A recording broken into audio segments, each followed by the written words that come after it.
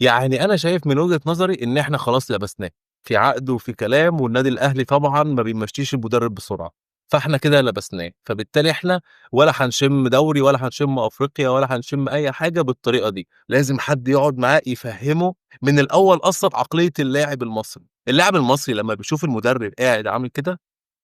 هو ما بيسخنش، ما بيبقاش عنده حُرقة، يعني أنا ولا شُفت المدرب ده بيزعّق في الماتش، ولا شُفت الكابتن عماد النحاس بيزعّق، ولا شُفت الكابتن محمد يوسف، ولا شُفت حد بيزعّق، الشناوي بس الوحيد اللي كان بيزعّق، اللي كان بيحمّسهم، اللي كان بيخلّيهم يلعبوا، وما ينفعش ننتقد اللعيبة، إحنا بننتقد فكر المدرب، المدرب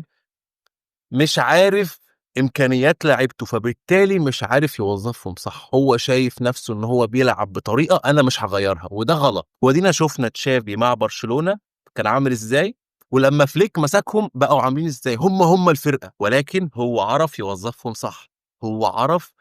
إمكانياتهم، فبالتالي عرف يشغّلهم صح، دي النقطة.